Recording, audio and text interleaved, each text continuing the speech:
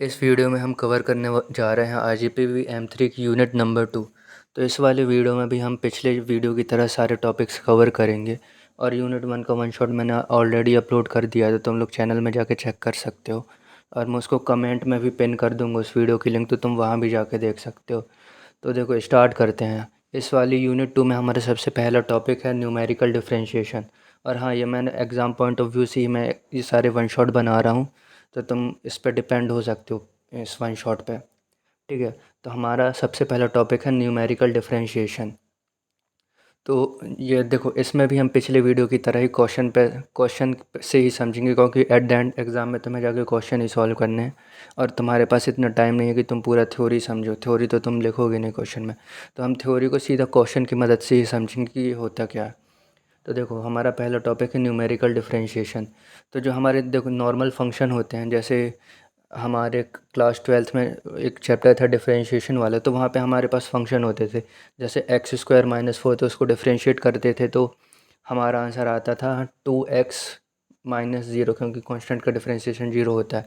पर यहाँ पे हमें फंक्शन नहीं दिया होता, हमारे पास यहाँ पे एक टेबुलर डेटा होता है। तो हमें उसकी हेल्प से किसी भी एक्स में वो फंक्शन की डेरिवेटिव वैल्यू निकालनी होती है।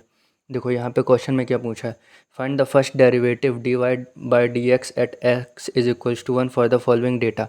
इस वाले डेटा को यूज़ करके हमें फंक्शन का डेरिवेटिव निकालना है x is equals to one में। अब देखो x is equals to one में तो हमें तो ये वैल्यू दी है। अब तुम एग्ज़ाम में ये मत करना कि तुम सीधा इसका डिफरेंशिएशन कर दो, वन है तो इसका डिफरेंशिएशन ज़ीरो हो जाएगा क्योंकि ये कांस्टेंट है। तो एग्ज़ाम में ये मत करके आना।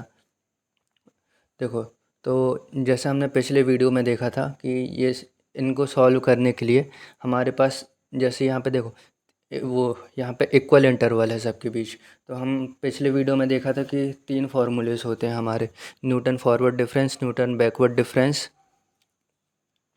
हाँ सॉरी, दो ही फार्मूले होते हैं, एक न्यूटन फॉरवर्ड डिफरेंस, एक न्यूटन बैकवर्ड डिफरेंस, इसको सॉल्व करने के लिए। और सेंट्रल डिफरेंस होता है, पर वो हमारे सिलेबस में नहीं है और तुम उसको किसी भी से कर सकते हो। तो देखो, हमें सिर्फ वही करना है जो हमारा यहाँ पे हमें एक्स की वैल्यू कहाँ पे निकालनी है, वन पे निकालनी है। तो वन आगे आ रहा है, तो हम यहाँ पे न्यूटन फॉरवर्ड डिफरेंस वाला ही फार्मूला लगाएंगे। और जो न्यूटन फॉरवर्ड डिफरेंस वाला फार्मूला होता है उसको डिफरेंशिएट कर देंगे, और बाकी हमारे स्टेप्स ऑफ द सॉल्यूशन वही होंगे। और हाँ, अगर मान लो यहाँ पे इक्वल इंटरवल्स नहीं होते, तो मैं बताऊंगा आगे कि उसको कैसे सॉल्व करते हैं। तो इस वाले क्वेश्चन को स्टार्ट करते हैं। तो सेम, अब देखो यहाँ पे हमें एक्स की वैल्यू कहाँ फाइंड करनी है, स्टार्टिंग में ही है, वन में ही है। तो हम यहाँ न्यूटन फॉरवर्ड डिफरेंस फार्मूला लगाएंगे। अगर यहाँ पे होती इस यहाँ पे, तो न्यूटन बैकवर्ड डिफरेंस फार्मूला लगाते। अगर एक्स इज इक्वल्स टू 3.5 होता, 3.7 या फिर 3.4 होता, तो न्यूटन बैकवर्ड डिफरेंस फार्मूला लगाते। अब देखो क्या करेंगे, सेम हम वैसे ही टेबल बना लेंगे, y naught del y del square y del cube y. फिर ये 8 - 1 सेम वैसे ही करना है, टेबल सेम वैसे ही बनेगी जैसे न्यूटन फॉरवर्ड डिफरेंस में बनती है। इसको इससे माइनस कर दो तो 7 आ जाएगा, इसको इससे माइनस कर दो तो 19 आ जाएगा, 64 - 27 करो 37 आ जाएगा।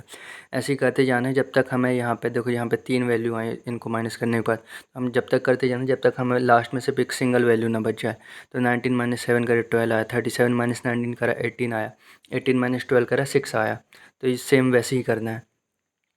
अब देखो, हमारा न्यूटन फॉरवर्ड डिफरेंस फार्मूला क्या होता था, हमारा न्यूटन फॉरवर्ड डिफरेंस फार्मूला होता था ये, y naught plus p del y plus p bracket p minus one upon two factorial del square y naught plus ये हमारा फार्मूला होता था। फिर ये सीरीज ऐसे आगे बढ़ती जाती है, हमने बहुत ही अच्छे से समझा था पिछले वीडियो में। तो देखो, अब क्या करना है, हमें डेरिवेटिव निकालना है, फर्स्ट डेरिवेटिव निकालना है। तो हम इसको एक बार डिफ्रेंशिएट कर देंगे पी के रिस्पेक्ट पे। अब देखो पी क्या होता है, पी हमारा होता है एक्स नॉट माइनस एक्स। तो देखो, जैसे ये फॉर्मूला है तो पहले हम इसको और सिंप्लीफाई कर लेंगे, इसको मल्टीप्लाई कर देंगे, पी को इस अंदर मल्टीप्लाई कर देंगे तो यहाँ पी स्क्वायर माइनस पी आ जाएगा, यहाँ पे ये आ जाएगा, इसको जब मल्टीप्लाई करेंगे तो ये फार्मूला को और हमने सिंप्लीफाई करके यहाँ पे ये लिख लिया। अब देखो, हमें पी पता था, पी क्या होता है, पी होता है हमारा x naught x minus x naught upon h forward difference के लिए। बैकवर्ड डिफरेंस के लिए होता है x minus x n upon h. तो अब देखो, हमें यही करना है, जो हमारा ये था वाई था, इसको, तो इसको वाई को हम ऐसा भी लिख सकते थे, x minus x naught upon H भी लिख सकते थे वाई को, फिर उसके अंदर चेन रूल लगा देते। तो यहाँ पे देखो सब यहाँ पे वही बताया गया है, यहाँ पे चेन रूल लगा दिया। वाई को पहले पी के रिस्पेक्ट में डिफ्रेंशिएट करे, फिर अंदर वाले को एक्स के रिस्पेक्ट में डिफ्रेंशिएट करे। तो यहाँ तुम इसको करना तो तुम्हारा आंसर आ जाएगा। ये यहाँ पे मल्टीप्लाई में एच रहता, इसके यहाँ पे आता d y by d x into h, इसके इक्वल के इस तरफ वाली टर्म में, और फिर इसको h को हम उस साइड मल्टीप्लाई कर देते। तो जो हमारा देखो फार्मूला के इस साइड वाली जो वैल्यू है, अब इसको देखो, तो y नॉट को अगर हम p के रिस्पेक्ट में डिफ्रेंशिएट करेंगे तो ज़ीरो आएगा। इसको हम p के रिस्पेक्ट में डिफ्रेंशिएट करेंगे तो इसको एज अ कांस्टेंट ट्रीट करेंगे, p के अलावा जो रहता है, तो ये बाहर आ जाएगा क्योंकि ये कांस्टेंट ही है, कांस्टेंट वैल्यूज़ हैं जो y नॉट वगैरह। ये देखो ये जो ये वैल्यूज़ हैं ये सब कांस्टेंट वैल्यूज़ हैं, तो ये सब का डिफ्रेंशिएशन नहीं होता मल्टीप्लाई में। तो सिर्फ यहाँ p का डिफ्रेंशिएशन होगा, तो p का डिफ्रेंशिएशन 1 हो जाएगा। अब इसको डिफ्रेंशिएट करेंगे तो इसको p के डिफ्रेंशिएट में डिफ्रेंशिएट करेंगे तो इसका हो जाएगा 2p माइनस 1, और ये सब तो वो मल्टीप्लाई हो जाएगा, उससे बाहर आ जाएगा डिफ्रेंशिएशन के। फिर इसको डिफ्रेंशिएट करेंगे तो यहाँ पे आएगा 3p² minus 6p plus 2 upon में 6। यहाँ 6 कैसे आया, 3 का फैक्टोरियल, 3 इंटू 2 इंटू 1 तो 6, और यहाँ पे 2 वैसे आया, 2 इंटू 1 तो 2। इसको हमने सॉल्व कर लिया सीधा फैक्टोरियल को। तो ये देखो ये यहाँ पे हम डिफ्रेंशिएट करें तो हमारा आंसर आ गया। और जो यहाँ पे मल्टीप्लाई में था h, तो इसको हम यहाँ इस साइड शिफ्ट करेंगे तो ये डिवाइड में आ जाएगा। अगर तुम लोग को चेन रूल नहीं आते या फिर सीधा फार्मूला ही याद करना है, तो देखो सीधा यहाँ पे लेफ़्ट साइड में dy बाई डी एक्स लिखो, और जो ये हमारी ये इस साइड की बाकी टर्म्स है ना, इसको तो तुम p के रिस्पेक्ट में डिफ्रेंशिएट कर लो, और इस पूरे को डिवाइड कर दो h से, इस पूरे टर्म को डिवाइड कर दो h से। अगर पूछा जाता क्वेश्चन में सेकेंड डेरिवेटिव पूछा जाता, तो तुम इस पूरे को यहाँ से लेके यहाँ तक इसको फिर से एक बार डिफ्रेंशिएट करते, और यहाँ बस एक चेंज होता है, यहाँ 1/h² हो जाता। अगर थर्ड डेरिवेटिव होता तो तुम अंदर वाले को फिर से पूरा डिफ्रेंशिएट करते एक बार और यहाँ पे h³ हो जाता। तो ऐसे कर सकते हो, पर इतना ज़्यादा लेंदी आता नहीं है उसमें एग्ज़ाम में, पर फिर भी मैंने बता दिया आगे के लिए अगर आ जाए तो। सेकेंड डेरिवेटिव तक तो वैसे भी आता है, अगर सेकेंड डेरिवेटिव पूछा जाए तो इस पूरे को फिर से डिफ्रेंशिएट करना, और इसको पूरे को उसको मल्टीप्लाई कर देना 1/h² से। अब देखो, तो फिर हमारा फर्स्ट डेरिवेटिव निकालना था, तो हमारा फर्स्ट डेरिवेटिव आ गया 1/h multiply Y naught plus ये सारी वैल्यूज़। तो हमारा फाइनल फार्मूला ये बन गया, और सबको सब्सटीट्यूट करने के बाद। तो देखो ये सब जो वैल्यूज़ थी हमारी, ये टेबल वाली वैल्यूज़ थी जो हमने del y square del y cube निकाला, ये सब टेबल से रख देंगे। और ये फॉरवर्ड डिफरेंस वाला फार्मूला है, हम फॉरवर्ड डिफरेंस यूज़ कर रहे हैं, तो ये टेबल में डिफरेंस की स्टार्टिंग वाली वैल्यूज़ लेते। अगर बैकवर्ड डिफरेंस फार्मूला यूज़ कर रहे होते तो यहाँ लास्ट से वैल्यूज़ लेते, ये वाली लास्ट वाली वैल्यूज़। अभी स्टार्टिंग वाली वैल्यूज़ लेंगे सबकी, फॉरवर्ड डिफरेंस फार्मूला है। तो बस इसको फिर इसमें फर्स्ट वाले डिफरेंस में पुट कर दो, इसके अंदर पुट कर दो, या फिर इसी के अंदर तुम पुट कर दो, इसके अंदर पुट कर दो, तो हमारा आंसर आ जाएगा। और पी तो तुम निकाल ही लेना, पी क्या हो जाएगा, यहाँ पे पी नहीं दिया गया। देखो अगर तुम्हें पी को निकालना है, अगर तुम्हें इसमें ही सीधा पुट करना है, तो पी या ये है हमारा p is equals to x minus x naught upon h. तो सबके लिए तो पी की वैल्यू क्या हो जाएगी, हमें इसमें एक्स इज इक्वल्स टू 1 पे निकालना था ना। देखो क्वेश्चन पे क्या लिखा था, एक्स इज इक्वल्स टू 1 पे निकालना था।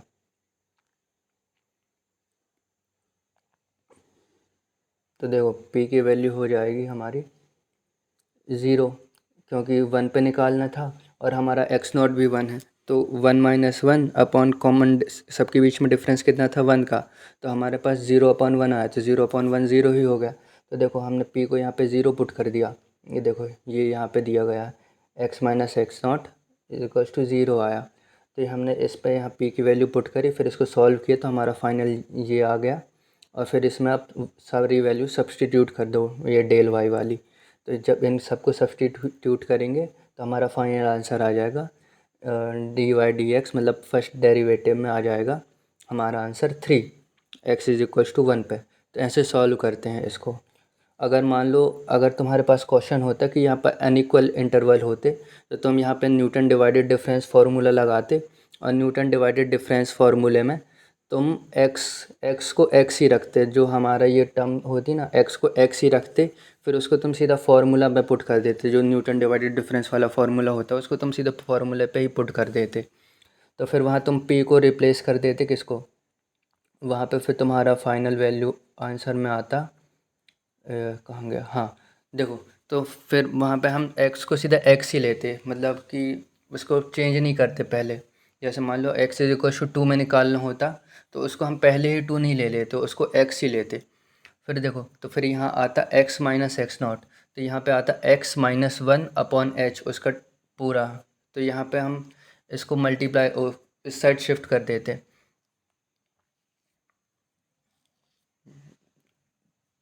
हाँ, तो इसको इस साइड शिफ्ट कर देते तो फिर वो p हट के वो x वाली टर्म्स आ जाती। नहीं सॉरी, न्यूटन डिवाइड डिफरेंस में तो p होता ही नहीं है।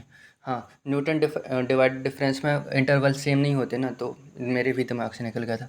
न्यूटन डिवाइडेड डिफरेंस में इंटरवल ही नहीं होते, तो तुम्हें बस x ही रखना है उसमें, और फिर जब तुम पूरा फार्मूला लगा के सॉल्व कर लोगे तो तुम्हें फाइनल में एक इक्वेशन मिल जाएगी उसके फंक्शन के फॉर्म में। तो फिर तुम फंक्शन को उसको एक बार डेरिवेट करना, मतलब उसको डिफरेंशिएट करना एक बार, क्वेश्चन में जो पूछा जाए फंक्शन एक बार डिफरेंशिएट करना, अगर डबल डेरिवेटिव में पूछा जाए तो उसको 2 बार डिफरेंशिएट करके, और जिस भी एक्स में हमें पूछा जाए तो डेरिवेटिव में जो आंसर है तो उसमें एक्स की जगह उसको वो पुट कर देना, और सॉल्व कर लेना, तो जो आंसर आएगा वही तुम्हारी फाइनल वैल्यू होगी।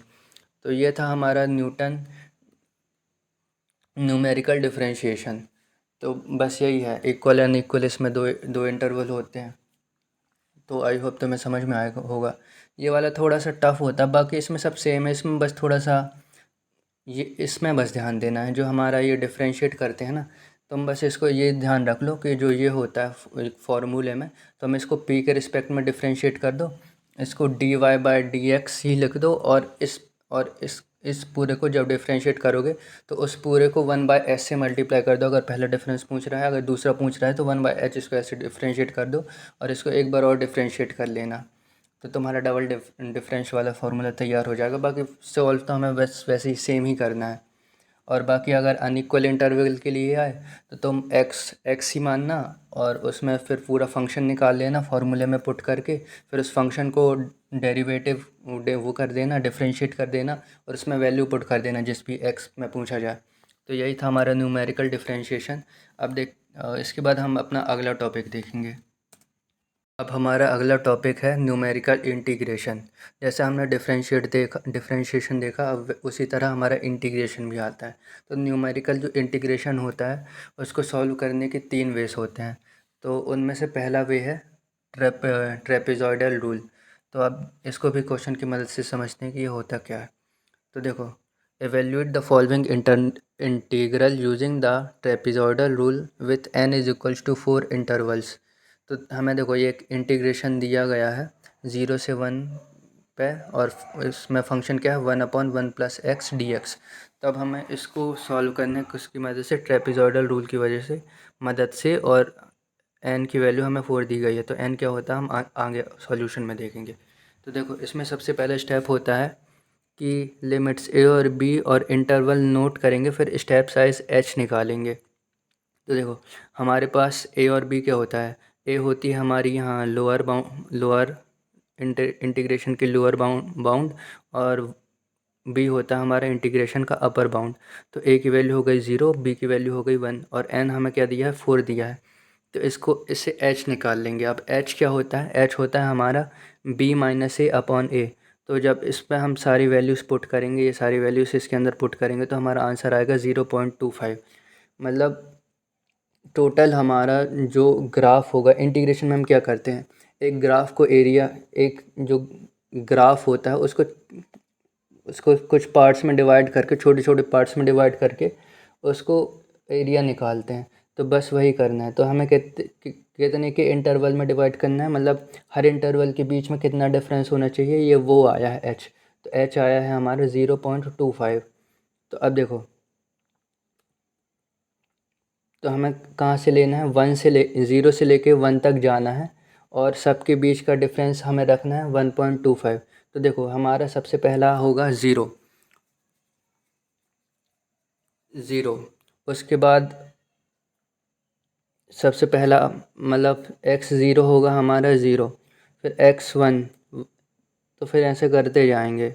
तो देखो सबसे पहले हमारा 0 रखेंगे, फिर उसमें 0.25 का डिफरेंस। तो फिर जब इस ज़ीरो को तुम यहाँ पे पुट करोगे फंक्शन के अंदर जो हमारा y दिया होगा, तो हमारे पास 1/1 क्योंकि हमने ज़ीरो पुट किया ना, x को सबसे पहले 0 पुट किया है, तो फिर हमारा 1/1 आएगा, तो 1 ही आएगी y की वैल्यू। फिर उसके बाद इस पे 0.25 ऐड करेंगे, इस पे 2.5 ऐड करेंगे, तो हमारा अब आ जाएगा 0.25। अब जब 0.25 को y के अंदर पुट करेंगे तो हमारी वैल्यू आएगी y की 0.8000। उसके बाद फिर से इस पे 0.25 ऐड करेंगे तो हमारा हो जाएगा 0.50। अब इसको जब y के अंदर पुट करेंगे तो हमें ये आंसर मिलेगा। इसमें फिर 0.25 ऐड करेंगे तो हमारा हो जाएगा 0.75। अब जब इसको y के अंदर पुट करेंगे तो हमें ये आंसर मिलेगा। फिर उसको ऐड करेंगे 0.25, तो हम कहाँ पहुँच जाएंगे, हमारे बाउंड्री पॉइंट पे पहुँच जाएंगे। तो हमें यहाँ स्टॉप कर जाना है। देखो हमने ज़ीरो से स्टार्ट किया था और हम 1 पे पहुँच गए ऐड करते करते, तो बस यहीं पे रुक जाना है।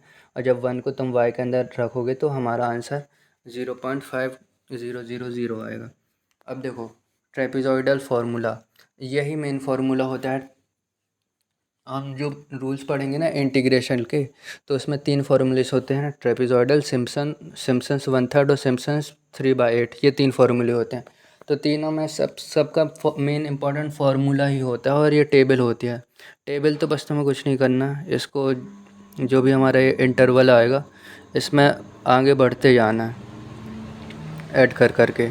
और ये जो इंटीग्रेशन का बाउंड होगा वहाँ से स्टार्ट करके यहाँ से मतलब लोअर बाउंड से स्टार्ट करना है, वन बाउंड तक जाना है। जितना भी यहाँ पे ये वैल्यू आएगी उतना ऐड कर करके। तो देखो इसमें फार्मूला क्या होता है, सबसे मेन इसका यही फार्मूला होता है।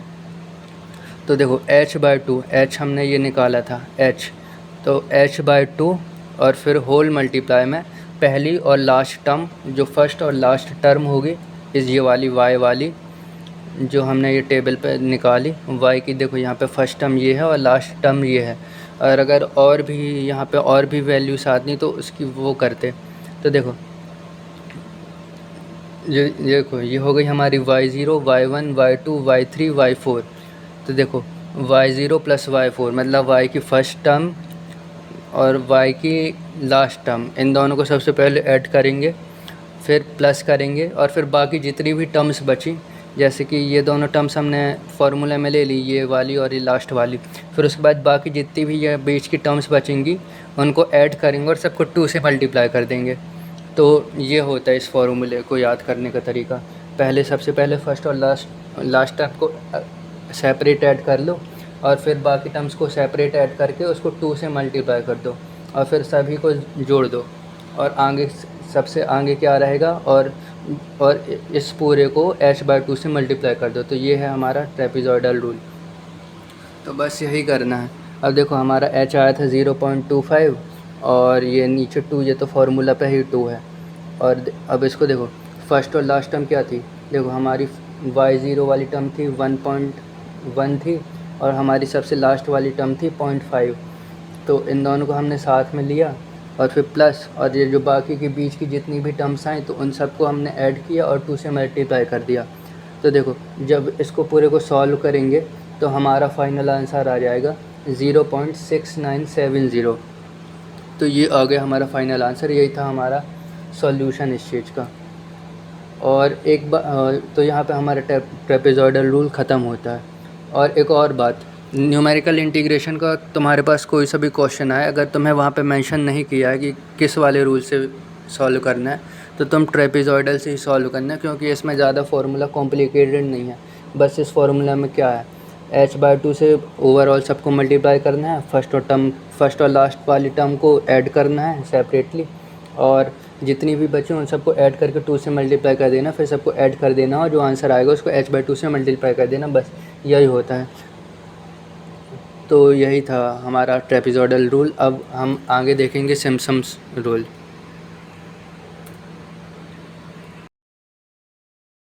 अब देखते हैं न्यूमेरिकल इंटीग्रेशन का जो दूसरा रूल होता है वो होता है सिम्पसन्स 1/3 रूल। तो देखो इस रूल में क्या करते हैं, इसमें भी एक ट्रेपेज़ोइडल जैसा ही फार्मूला होता है, ये वाला फार्मूला। अब देखो इसको तुम्हें याद कैसे रखना है, इसमें भी जैसे उसमें फ़र्स्ट और लास्ट टर्म को एक साथ ऐड करते थे, वैसे ही इसमें भी फ़र्स्ट और लास्ट टर्म को एक साथ ऐड कर दो। अब देखो ये सब एडिशन में है तो इसको तुम यहाँ पे भी लिख सकते हो। तो देखो फ़र्स्ट और लास्ट टर्म को एक साथ ऐड करना है, और तुम्हारी जितनी भी और टर्म्स बचेंगी, जो वाई वाली जो आंसर रहेगा वाई वाला, y1 जैसे y1 हो गया, y3 हो गया, y5 हो गया, y7 हो गया अगर तुम्हारे टेबल में आ रहा है तो उन सब को तुमको 4 से उन सब को एक साथ ऐड करना है और 4 से मल्टीप्लाई करना है। और जो तुम्हारी इवन वाली टर्म्स होंगी जैसे y2, y4, y6, y8, y10, तो उनको तुमको ऐड करके 2 से मल्टीप्लाई करना है, फिर सबको जोड़ देना है और फिर जो भी ऐड करने के बाद तुम्हारा आंसर आएगा उसको h/3 से मल्टीप्लाई कर देना है। तो ये है इस फार्मूले को याद करने का रूल, मतलब ट्रिक रूल तुम कुछ भी बोल सकते हो। तो देखो सेम ही क्वेश्चन देखेंगे जो हमने ट्रेपेज़ोइडल वाले में देखा था। तो देखो इसमें भी हमें 0 से लेके 1 तक जाना है और यहाँ पे n की वैल्यू दी है हमें 4। तो सबसे पहले h निकालेंगे। तो h कैसे निकालते हैं, lower minus upper divided by n। तो यहाँ 0 - 1 अपॉन 4 करेंगे तो वही सेम हमारा 0.25 आएगा। सेम ही क्वेश्चन लिया है मैंने, क्योंकि एग्ज़ाम में भी वही क्वेश्चन आते, तो मैं एक इंटीग्रल दे देगा और तुम्हें बोलेगा कि इसको ट्रेपेज़ोइडल से भी सॉल्व करो और सिम्पसन्स 1/3 से भी सॉल्व करो, या फिर बोल देगा इसको सिम्पसन्स 1/3 से भी सॉल्व करो, सिम्पसन्स 3/8 से भी सॉल्व करो। तो देखो सेम ही क्वेश्चन है, तो हमारी टेबल भी सब सेम ही बनेगी। तो हमें देखो किस कहाँ से स्टार्ट करना है, हमें यहाँ से y0 होगा हमारा, x0 होगा हमारा 0 और xn होगा हमारा 1, और आगे बढ़ते जाएंगे 0.25 के डिफरेंस लेकर। तो देखो सबसे पहला x 0 आएगा हमारा, सबसे पहले 0 लेंगे, तो 0 को जब इसमें y में पुट करेंगे तो हमारा आंसर आएगा 1। फिर इस पर 0.25 ऐड कर देंगे जब, और इसको जब इस पर रखेंगे तो हमारा आंसर आएगा 0.800। फिर इसमें फिर से ऐड कर देंगे, इसमें पुट कर देंगे, फिर इसमें फिर से 2.5 ऐड कर देंगे तो ये आ जाएगा, फिर इसको यहाँ पे पुट कर देंगे, फिर इसमें फिर से ऐड कर देंगे 0.25 और यहाँ पे रख देंगे। अब देखो हमारा जो सबसे अपर बाउंड था वो हमें मिल गया, तो बस हमें यहाँ स्टॉप कर आना है, तो हमारी फाइनल वैल्यू से हो जाएंगी। तो हमारे ये y0, y1, y2, y3, y4। तो अब इस सब को इस फार्मूले पे पुट कर देंगे। फार्मूले पे फिर से याद करने को बता देता हूँ। देखो तुम्हें फर्स्ट और लास्ट टर्म्स को सेपरेट ऐड करना है, और जो तुम्हारी वो ऑड टर्म्स होंगी तो उनको तुम्हें ऐड करके 4 से मल्टीप्लाई कर देना है, और जो तुम्हारे इवन टर्म्स होंगे उनको ऐड करके 2 से मल्टीप्लाई कर देना है। फिर सभी को ऐड कर देना है, और ऐड करने के बाद जो भी आंसर आए उसको तुम्हें h/3 से मल्टीप्लाई कर देना है। ये h/3 याद रखना। ट्रेपेज़ोइडल में हमारा था h/2 था, यहाँ पे सिम्पसन्स 1/3, यहाँ देखो 1/3 है तो यहाँ से भी तुम याद कर सकते हो, h/3 से मल्टीप्लाई करना है। और ये इसको तो तुम्हें याद ही करना पड़ेगा, ये यहाँ पे मैंने लिख दिया है कि कैसे याद करना है। अब देखो अब बस टेबल से हम फार्मूला को लेंगे और इसमें पुट कर देंगे फार्मूले के अंदर। तो h था हमारा 0.25/3। अब उसको सबको यहाँ फार्मूले के अंदर पुट कर देंगे और सॉल्व करेंगे। इसको तुम्हें कैलकुलेटर से सॉल्व करना है, तो कैलकुलेशन में मैं ज़्यादा ध्यान नहीं दे रहा हूँ, क्योंकि तुम्हें उसमें कैलकुलेटर में ही सॉल्व करना है, क्योंकि ये कैलकुलेशन बहुत ही कॉम्प्लिकेटेड होती हैं। तो तुम कैलकुलेटर लेकर ही जाना है M3 के एग्ज़ाम में। इसमें यूनिट 1 में तो तुमने देखा कितना सारा कैलकुलेटर का यूज़ था उस पर। अगर तुम्हें कैलकुलेटर पे भी वीडियो चाहिए कि कैलकुलेटर कैसे यूज़ करते हैं तो बता देना, मैं उसका भी अपलोड कर दूँगा। अब देखो जब हम सारी वैल्यूज़ को फार्मूले के अंदर पुट कर देंगे तो हमारा आंसर आ जाएगा 0.69325। तो बस यही था हमारा सिम्पसन्स का 1/3 फार्मूला इंटीग्रल वाले पार्ट में। तो इसमें भी बस तुम्हें ये फार्मूला याद करना है और ये टेबल याद करनी है। टेबल में मस्त तुम्हें यही ध्यान रखना है कि तुम्हें जो लोअर बाउंड था वहाँ से स्टार्ट करना है और अपर बाउंड तक जाना है। जितना भी h आएगा उसको ऐड करते करते उस पर लोअर बाउंड में ऐड करना, फिर जो आंसर आएगा तो उसमें फिर से ऐड करना और y पे पुट करना। बस यही था। फिर तो तुम्हें इस पूरे फार्मूले को याद करना है, ये फार्मूले में वैल्यू पुट करनी है और आंसर निकालना है। तो ये था हमारा सिम्पसन्स 1/3 वाला फार्मूला। अब इसके बाद देखते हैं हम सिम्पसन्स का 3/8 फार्मूला। अब देखते हैं सिम्पसन्स का 3/8 रूल। तो ये इंटीग्रेशन का हमारा तीसरा रूल है जिससे हम इंटीग्रेशन वाले क्वेश्चंस को सॉल्व कर सकते हैं। तो देखो इसमें क्या करते हैं, जैसे हमें यहाँ पे फंक्शन दिया है, मैंने फिर से वही इंटीग्रल सेमी इंटीग्रल लिया है,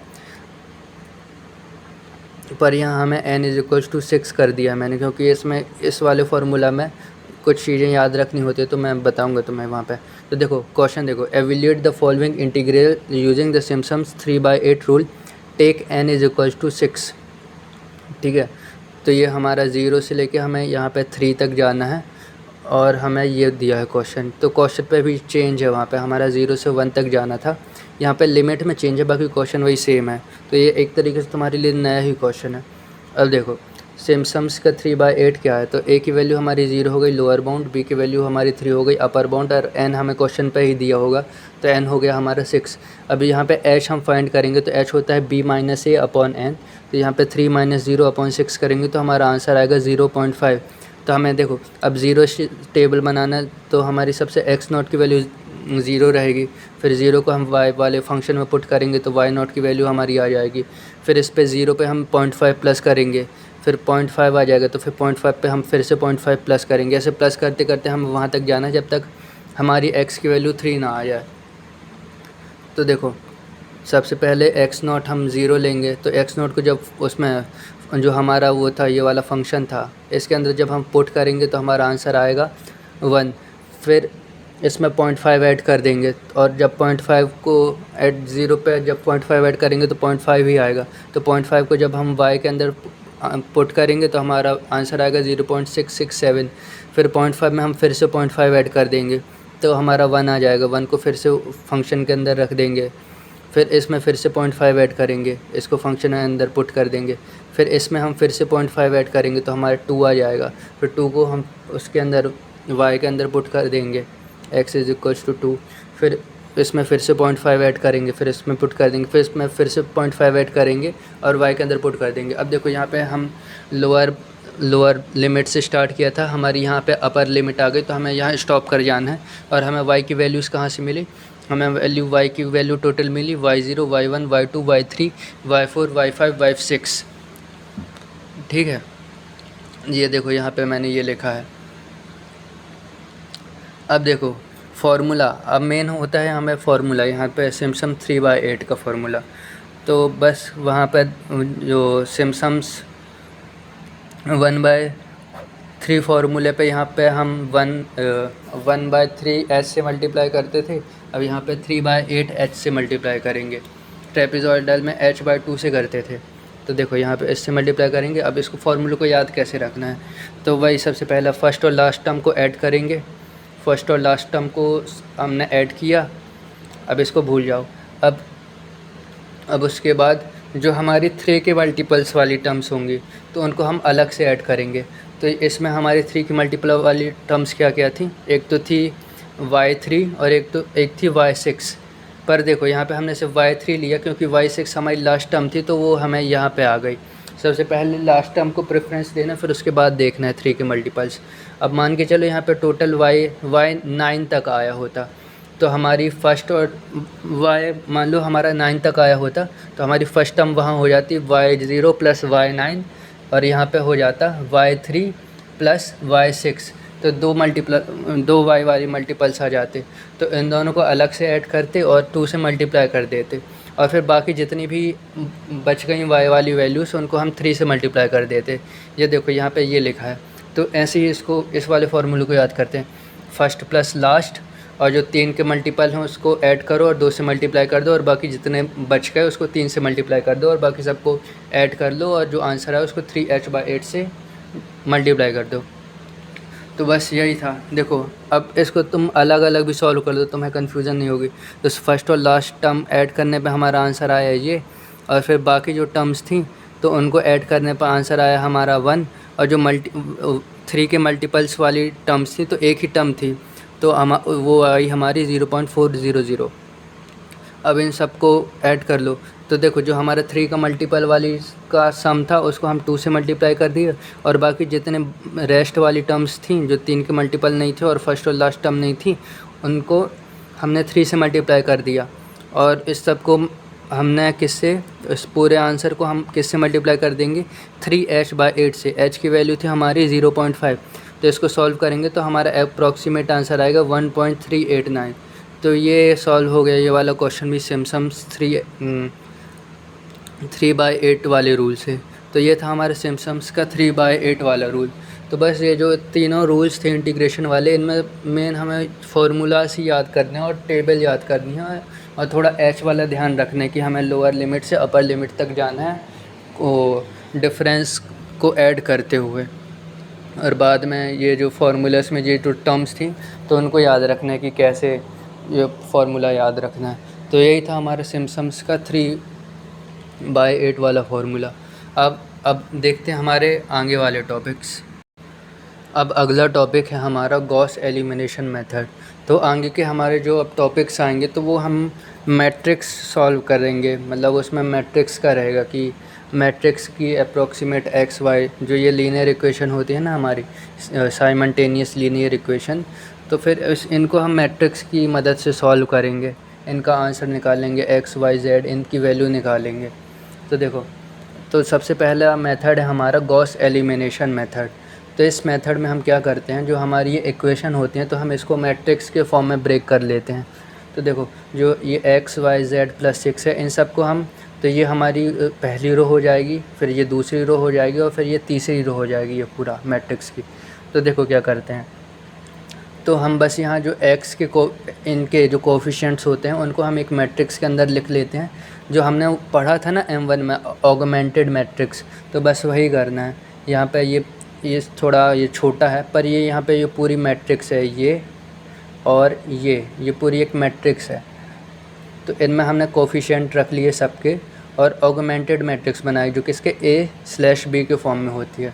तो ये हमने यहाँ पे ये तीनों के, जैसे ये 1 1 1, तीनों के कोफिशिएंट 1 1 1 पहली रो पे लिखा, 2 1 -1 2 1 -1 ये हमारी दूसरी रो आ गई, 3 2 1 ये हमारी तीसरी रो हो गई, 3 2 1, और यहाँ पे बीच में ये स्लैश लाइन, और ये हमारी ये 6 1 10। तो हमारी ये मैट्रिक्स बन गई, जहाँ पे R1 R2 R3 हमारी 3 रोज हो गई, ये R1 ये R2 और ये R3। अब देखो इसमें हम करते क्या हैं, जो ये गॉस एलिमिनेशन मेथड होता है तो उसमें जो हमारी ये वाली जगह होती है, इस वाली जगह को हमें ज़ीरो बनाना है, इस वाली जगह को हमें ज़ीरो बनाना है, और इस वाली जगह को हमें ज़ीरो बनाना है। तो जो डायगोनल, जो ये हमारे ये डायगोनल है ना मैट्रिक्स का, 3x3 मैट्रिक्स का जो ये डायगोनल है, तो इसकी नीचे वाली एलिमेंट्स को हमको ज़ीरो बनाना है। तो देखो हम करेंगे क्या, और इसमें हम डिफरेंट ऑपरेशन लगाएंगे, पर ध्यान रखना ये जितने भी ये रहेंगे तो इसमें हम साइमल्टेनियस लीनियर इक्वेशंस को सॉल्व कर रहे हैं, तो तुम्हें बस ऑपरेशन रो बस में लगाने हैं, तुम कॉलम पे ऑपरेशन नहीं लगा सकते। जैसे मान लो तुम्हें ऑपरेशन लगाना है कि कॉलम 2 माइनस कॉलम 1, तो कॉलम वाले ऑपरेशंस मत लगाना, तुम्हें जो इन तीनों प्लेसेस को ज़ीरो बनाना है तो तुम्हें बस रो के ऑपरेशन लगा के ही तुम ज़ीरो बना सकते हो। तो देखो हम पहला ऑपरेशन लगाएंगे R2 रो में, तो क्या करेंगे, R2 में से 2 ऑफ R1 माइनस कर देंगे, तो R2 में से 2 ऑफ R1 माइनस कर देंगे, तो इस वाली पूरी रो को हम 2 से मल्टीप्लाई करेंगे और फिर इसमें माइनस कर देंगे, इससे माइनस कर देंगे, तो यहाँ पे हमारा 2 आ जाएगा, तो फिर 2 - 2 हमारा 0। तो देखो ये पहली एलिमेंट हमारी 0 बन गई, और फिर इसको 2 - 1, तो यहाँ -1 आ जाएगा, यहाँ पे -3 आ जाएगा सबको, मतलब ये पूरी रो को 2 से मल्टीप्लाई करके इस वाली पूरी रो से माइनस करना है। तो ये नहीं कि सब पहली एलिमेंट बस में तुम्हें करना है, पूरी रो को इससे माइनस करना है, ये वाली एलिमेंट को इससे, ये वाली एलिमेंट को इससे, ये वाली एलिमेंट को इससे, ये वाली एलिमेंट को इससे, तो ऐसे माइनस करना है। क्या था हमारा R2 - R1, तो इसको 2 से मल्टीप्लाई करो तो यहाँ पे हो जाएगा 2 2 2 और यहाँ 12, तो यहाँ पे हम 2 - 2 करेंगे, 2 - 1 करेंगे, फिर -1 - 2 करेंगे, और फिर यहाँ पे 1 - 12 करेंगे, तो ये आ जाएगा। R2 में से 2 ऑफ R1 को माइनस करना है तो हमारी ये रो बन जाएगी, ये वाली ऐसी मैट्रिक्स बन जाएगी, तो हमारा ये आ गया। फिर हम दूसरा ऑपरेशन लगाएंगे R3 में से, तो R3 को हम माइनस करेंगे 3 ऑफ R1 से, तो फिर R1 को हम 3 से मल्टीप्लाई करेंगे और उसको माइनस करेंगे, तो देखो यहाँ पे आप फिर इसको 3 से मल्टीप्लाई कर दो तो फिर 3 माइनस 3 ज़ीरो, और वैसे ही बाकी एलिमेंट्स को तो माइनस करना, तो हमें ये मिल जाएगी मैट्रिक्स, ये दोनों ऑपरेशन लगाने के बाद। अब ये इस वाली मैट्रिक्स को, अब देखो हमारा ये वाला प्लेस और ये वाला प्लेस ज़ीरो बन चुका है। अब बस हमें इसको ज़ीरो बनाना है, तो इसको भी अब ज़ीरो बनाना है तुम्हें। तो देखो तुम क्या ऑपरेशन लगाओगे, R3 में से R2 को माइनस कर दोगे, जो ये R3 है इसमें से इसको तुम माइनस कर दोगे। तो फिर यहाँ देखो 0 माइनस 0 0, 1 माइनस माइनस 1, तो वो हो जाएगा -1 + 1, तो ये 0। और फिर इनको भी 2 माइनस माइनस 3, तो यहाँ पे हो जाएगा -1,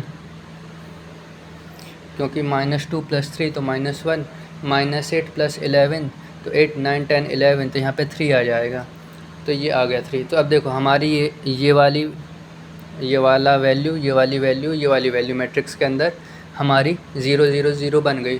तो बस हमारा अब ये मोस्टली सॉल्व हो ही गया है। तो अब देखो जो हमारी ये थर्ड वाली थी, तो ये देखो इसको अब हम उसको मल्टीप्लाई कर देंगे। तो देखो यहाँ पे x 0x 0y और 1z, तो फिर यहाँ पे z की वैल्यू क्या आ गई 3। देखो यहाँ पे 3 आ गई, तो z की वैल्यू यहाँ से हमें 3 मिल गई। अब देखो यहाँ पे 0x minus 1y minus 3z is equals to -11। देखो -y - 3z is equals to -11।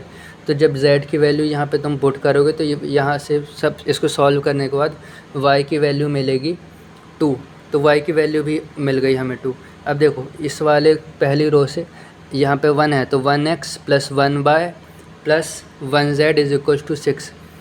तो यहाँ पे तुम हमें z और y की वैल्यू मिल गई है, तो इसको जब तुम पहली वाले उसमें रखोगे रो 1 से, तो x + 2 + 3 इज इक्वल्स टू 6 था। तो यहाँ पे ये y की वैल्यू थी और ये उसकी वैल्यू थी, तो इस पे जब तुमने पुट किया तो 3 + 2 यहाँ पे 5 हुआ, 6 - 5 तो 1। तो देखो हमें वैल्यू मिल गई, x इज इक्वल्स टू 1 मिल गया, y इज इक्वल्स टू 2 मिल गया, z इज इक्वल्स टू 3। तो ये आ गई हमारी इसके सॉल्यूशन। अब इसको तुमको क्रॉस वेरीफाई करना है कि ये सब सही आया कि नहीं आया। तो देखो क्या था 1 2 और 3, तो जो हमारा क्वेश्चन है तुम उसमें पुट कर लो कि सही आ रहा है कि नहीं। तो x था हमारा 1, y था हमारा 2 और ये था हमारा 3 आंसर में। तो देखो 3 + 2 5 और +1 कितना है 6, तो बस हमारा सही आया आंसर। तो यही था हमारा गॉस एलिमिनेशन मेथड। इसमें से तुम्हें ये याद रखना है कि तुम्हें सिर्फ रो ऑपरेशंस लगाने हैं और इसको ऑगमेंटेड मैट्रिक्स के फॉर्म में लिख लेना है। पहले इसको कोफिशिएंट हटा के इसको मैट्रिक्स फॉर्म में लिख लेना है ऐसा, और जो इक्वल है तो इसको तुम ऐसा बीच में एक लाइन खींच देना और बस ऑपरेशन परफॉर्म करना। ये वाली जो डायगोनल की नीचे वाली 3 टर्म्स हैं उनको तुम्हें ज़ीरो बनाना है। जैसे ही ज़ीरो बन जाए तो फिर तुमको x y, तो यहाँ पे देखो x + y + z is equal to 6। यहाँ पे x 0 है तो 0 तो कुछ हो नहीं, तो फिर यहाँ पे -y - 3z is equal to -11, और यहाँ पे -y माइनस नहीं सॉरी ये था ना, यहाँ पे 3 0 आ गए।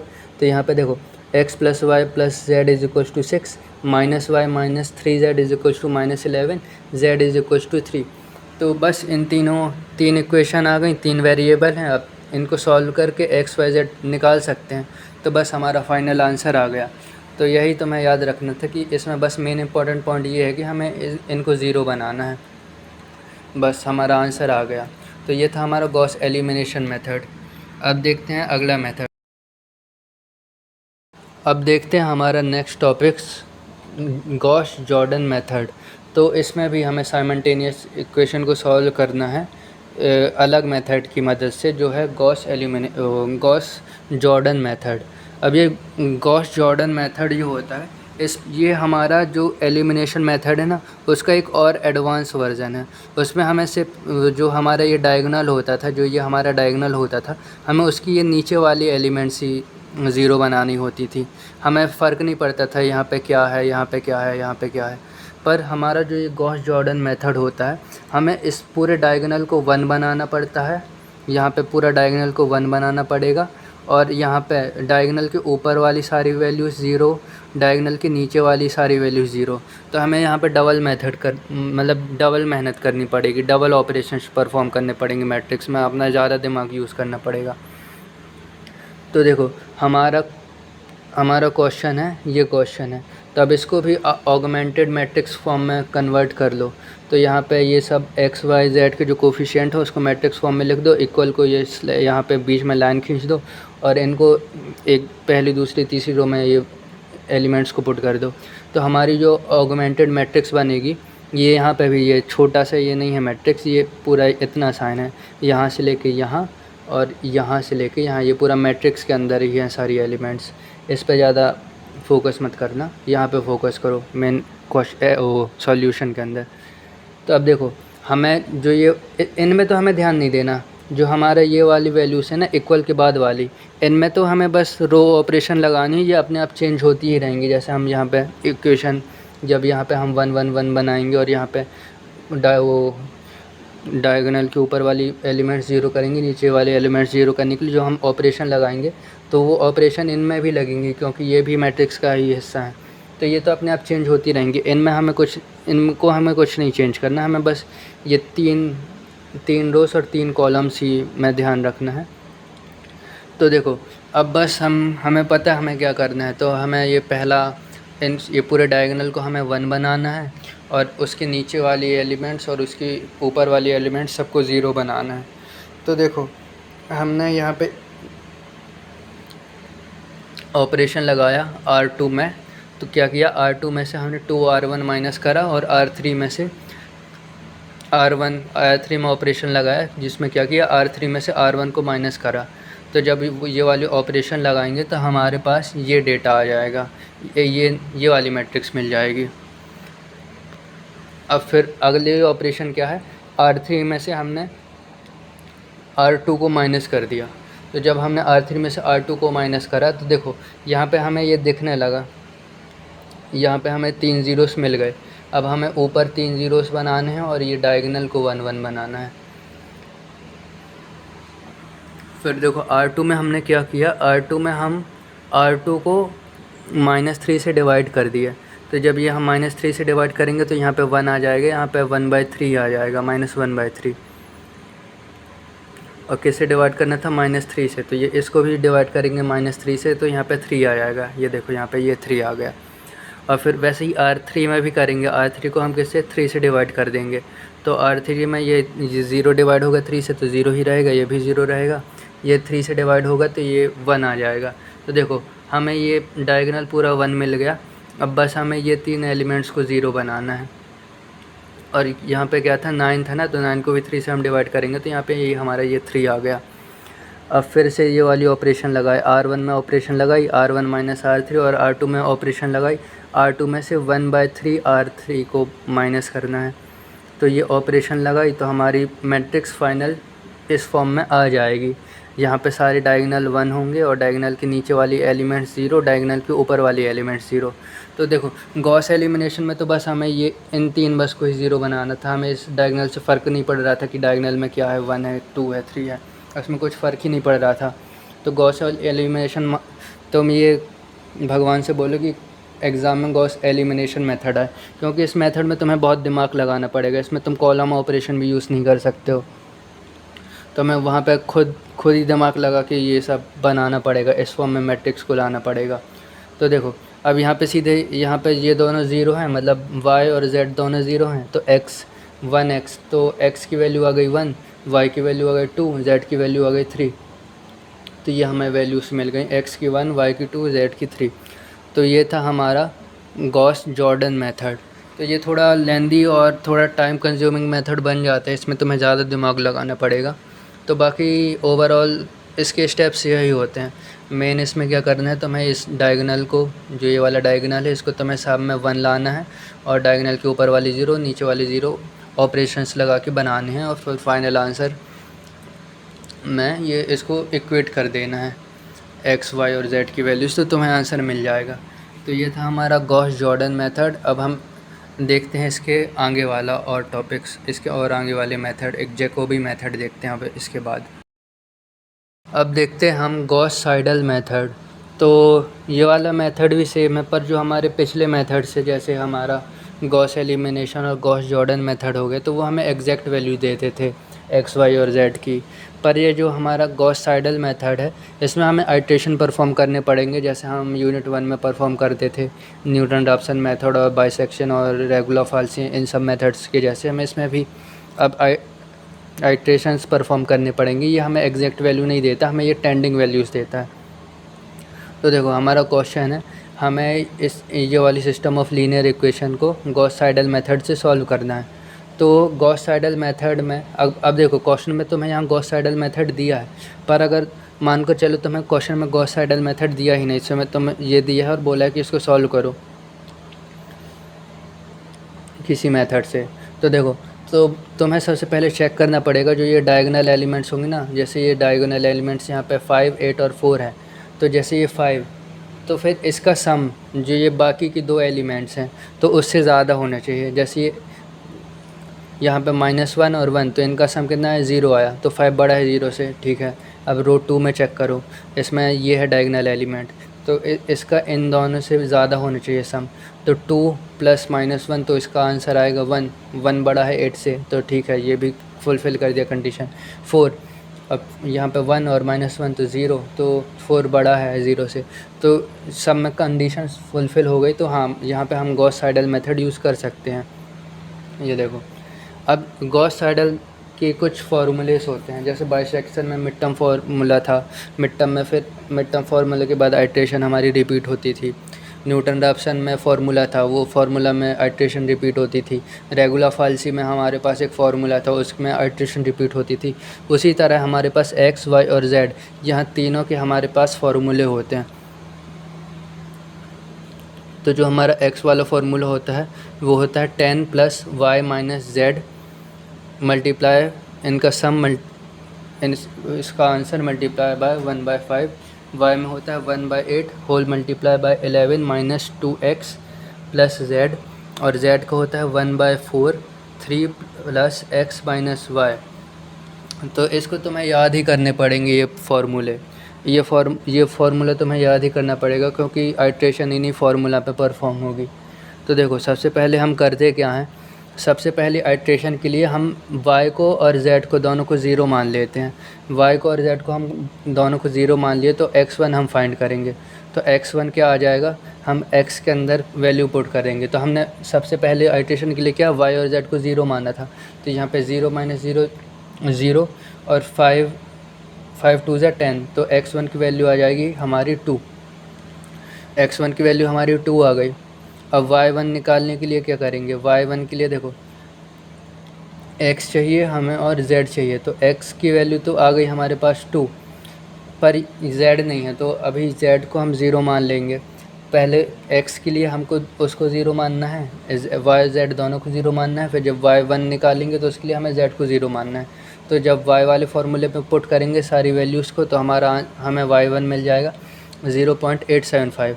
और फिर जब z1 निकालेंगे तो z1 का फार्मूला होता है 1/4 मल्टीप्लाई बाय 3 + x - y।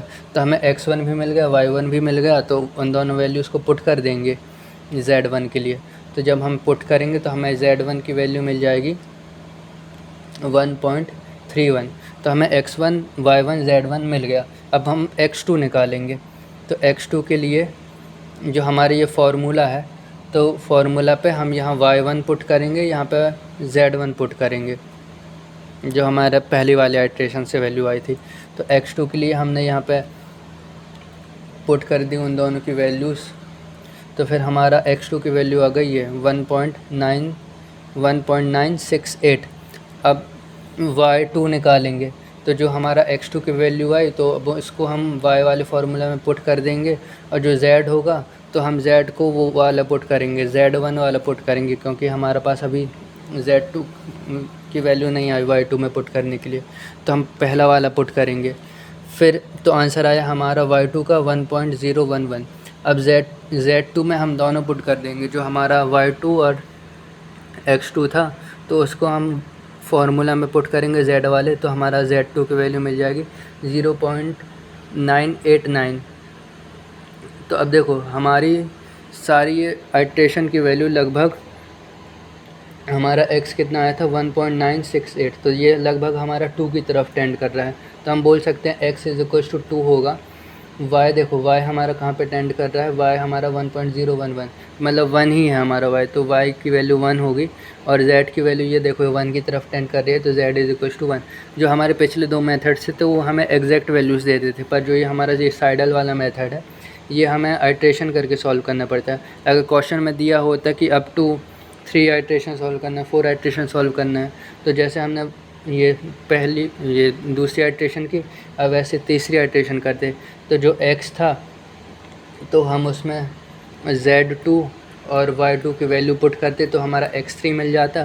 फिर हम y3 जब y3 निकालते तो y3 में हम x3 की वैल्यू रखते और z2 की वैल्यू रखते तो हमें y3 मिल जाता। और जब हम z3 निकालते तो उसमें हम x3 और y3 की वैल्यू रखते तो हमें वो मिल जाता z3। ऐसे हम आइट्रेशन बढ़ाते जाते। तो इसमें मेन हमारा ये वाला फार्मूला ही है, ये वाले फार्मूले। तो तुम्हें 3 फार्मूले याद करने होंगे। अगर तुम्हें ये फार्मूले याद नहीं है तो तुम ये वाला क्वेश्चन सॉल्व नहीं कर पाओगे और एग्ज़ाम में आया। तो इन फार्मूलेज़ को तुम अच्छे से याद कर लेना। तो यहाँ पे एंड होता है हमारा गॉस साइडल मेथड। अब देखते हैं अगला मेथड जो है जैकोबी मेथड। ये भी सेम वैसे ही सेडल वाले मेथड जैसा ही है। इसमें भी हम सबसे पहले डायगोनल एलिमेंट चेक करेंगे कि डायगोनल वाले एलिमेंट्स का सम अपने उससे बड़ा होना चाहिए अपनी बाकी दोनों एलिमेंट्स के सम से। तो देखो 4 बड़ा है 1 + 1 स्टार्टिंग वाले इन दोनों से, 5 भी इन दोनों के सम से बड़ा है और 4 भी इन दोनों के सम से बड़ा है। 1 और 2 3 होता है, 3 से बड़ा 4 है। तो इसलिए यहाँ पे हम सॉल्व कर सकते हैं इस वाले क्वेश्चन को जैकोबी मेथड से। तो देखो इसमें भी ये फार्मूलेस हैं, x का फार्मूला ये है, y का फार्मूला ये है, z का फार्मूला ये है। इस वाले में भी हमें आइट्रेशन ही परफॉर्म करने हैं। अब देखो जो ये 1/4 1/5 1/4 ये वही वाले डायगोनल वाले एलिमेंट्स हैं। तो 1/4 1/5 x वाले में पहला वाला डायगोनल, उसमें दूसरा वाला, इसमें तीसरा वाला। फिर बाकी ये फार्मूला तुमको याद करने पड़ेंगे आइट्रेशन परफॉर्म करने के लिए। फिर बाद में ये देखो तुमको सबसे पहले x को 0, y को 0, z को 0 रखना पड़ेगा।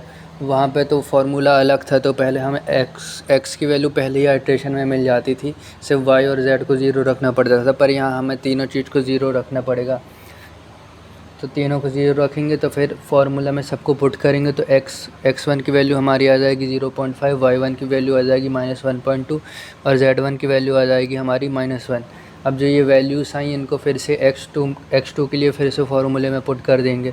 तो फिर से वो वाली वैल्यूज़ को इस फार्मूले में पुट करेंगे, x y z की सबकी वैल्यू इन वाले फार्मूलेस में फिर से पुट करेंगे तो हमको x2 y2 और z2 मिल जाएगा। तो ये वैल्यू पुट करने के बाद हमें x2 की वैल्यू मिली 1.05, y2 की वैल्यू मिली -0.9 और z2 की वैल्यू मिली -0.25। तो ये सेकेंड आइट्रेशन तक ये हो गया।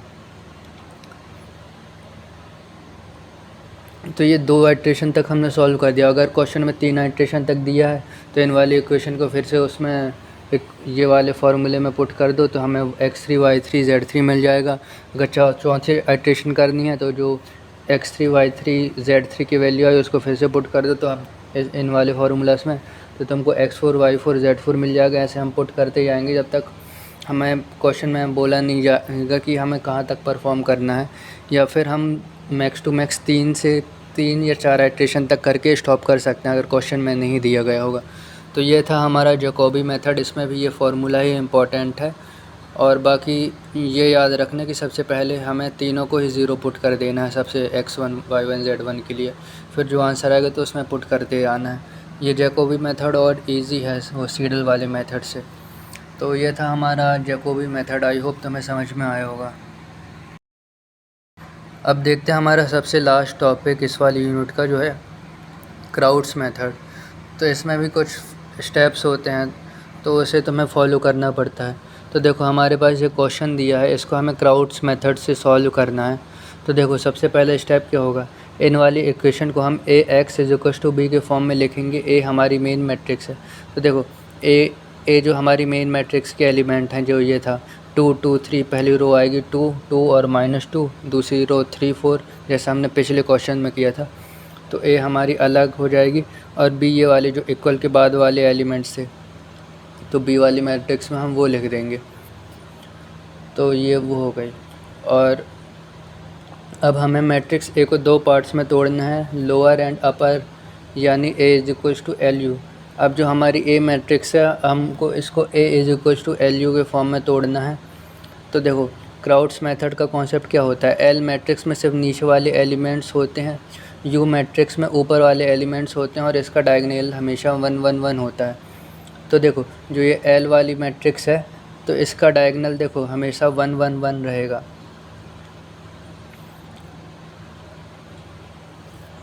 सॉरी, यू वाले में डायगोनल 1 होता है। तो देखो इस में जो ये एल वाली मैट्रिक्स है, तो इसके ऊपर वाले डायगोनल के ऊपर वाले एलिमेंट्स 0 रहेंगे, इसके सिर्फ नीचे वाले एलिमेंट्स ही रहेंगे। और जो यू वाली मैट्रिक्स है, तो उसके डायगोनल 1 रहेगा और इसके डायगोनल के नीचे वाले एलिमेंट्स 0 रहेंगे। तो इसमें पहले हमको एल और यू की वैल्यू निकालना पड़ता है इस वाले मेथड में। तो एल का पहला कॉलम मैट्रिक्स के ए के पहले कॉलम्स के इक्वल होता है और यू की पहली रो डिवीज़न से निकलती है। तो देखो जो ये एल वाले ये पहला कॉलम है, तो ये उससे इक्वल होगा जो हमारी मैट्रिक्स होगी।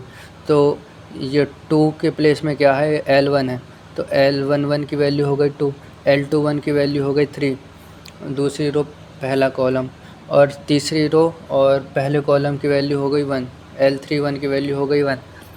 और जो U2 था, फर्स्ट रो फर्स्ट कॉलम, क्या था, फर्स्ट रो सेकंड कॉलम, जो ये वाली एलिमेंट है, तो ये होती है A12 अपॉन L11, और जो ये 13 होती है तो A13 अपॉन L11। तो जब इसको A12 देखो, A12 हमारा क्या था, पहली रो दूसरा कॉलम का एलिमेंट ये, और L11 is equals to L11 क्या निकाला था हमने, L11 हमारा आया था 2, तो U12 हो गया ये 1, और U13 इसको A13 डिवाइडेड बाय L11, तो A13 हमारा पहला रो का तीसरा एलिमेंट था 2, और L11 हमने निकाला था क्या 2, तो वो आ गया -1। और ऐसे ही सबको निकालेंगे। अब L का दूसरा कॉलम और दूसरी रो से मल्टीप्लाई करना है, मतलब इन दोनों को मल्टीप्लाई ही करना है, इन दोनों को मल्टीप्लाई करना है, और फिर जो भी आए तो उसको उस वाले मैट्रिक्स के इक्वल कर देना है, जो हमारी ए वाली ये मेन वाली मैट्रिक्स थी, इसके इक्वल कर देना है। तो बस इसको एक दूसरे से मल्टीप्लाई करना है, पहली रो को पहले कॉलम से। तो फिर जब हम ये मैट्रिक्स के एलिमेंट्स निकालेंगे, तो हमारी जो एल वाली मैट्रिक्स ये वाली बन जाएगी, और यू वाली मैट्रिक्स हमारी ये वाली बन जाएगी। अब देखो, अब हम फॉरवर्ड सब्स्टिट्यूशन करेंगे, equation LY is equal to B use कर लेंगे ताकि नया वेक्टर y मिल जाए, और ऊपर से शुरू करेंगे। तो यहाँ से देखो y0 y1 हमें ये मिल गई y की वैल्यूज़, तो इसको हम बस एक दूसरे से कंपेयर करेंगे इक्वेशंस को, तो हमारी एक इक्वेशन y की ये मिल जाएगी। फिर जब इसको सॉल्व करेंगे तो हमें y3 की वैल्यू मिल जाएगी 3। ऐसे ही हम x वाले को सॉल्व करेंगे, तो फिर हमारा देखो x1 की वैल्यू हो गई 1, x2 की वैल्यू हो गई 2, x3 की वैल्यू हो गई 3। तो इसको तुम एक बार और अच्छे से देख लेना, अगर तुम्हें समझ नहीं आया तो तुम और दूसरे वीडियोस भी देख सकते हो ये क्राउड्स मेथड के। बाकी मैंने ट्राई किया है कि कम से कम टाइम में ये कवर कर सकूँ मैं ये वाले सारे मेथड्स। बस थोड़ा सा तुम्हें क्राउड्स मेथड्स में ही प्रॉब्लम जाएगी, तो तुम चाहो तो क्राउड का दूसरा मेथड देख सकते हो, दूसरा वीडियो। तो यहाँ पे हमने पूरा कवर कर लिया है ये वाला यूनिट 2, तो आई होप तुम्हें समझ में आया होगा। और हमने मिनिमम टाइम पे ही कवर किया, मतलब तुम एग्ज़ाम के दिन अगर तुम सुबह उठ के ये पांचों वीडियोस अगर तुमने 2x पे भी देख लिए, तो तुम सारे टॉपिक कवर करके ही जाओगे एग्ज़ाम में। तो ये वीडियोस तुम रिवीजन के लिए भी देख सकते हो। तो आई होप तुम्हें समझ में आया होगा। और हाँ, कमेंट करके बताना कि कैसा लगा, मुझे क्या इम्प्रूव करना चाहिए। और सब्सक्राइब कर लेना, क्योंकि अभी जितने भी एग्ज़ाम आने वाले हैं सारे एग्ज़ाम्स के मैं वन शॉट डालने वाला हूँ हर यूनिट का। तो सब्सक्राइब कर लेना ताकि तुम्हें नोटिफिकेशन मिल जाए एग्ज़ाम की लीव में ही, तो तुम पढ़ो तो तुम्हारा और अच्छा से रिवाइज हो जाए। तो ठीक है, अब कल मिलते हैं हमारी अगली यूनिट के साथ। Bye bye.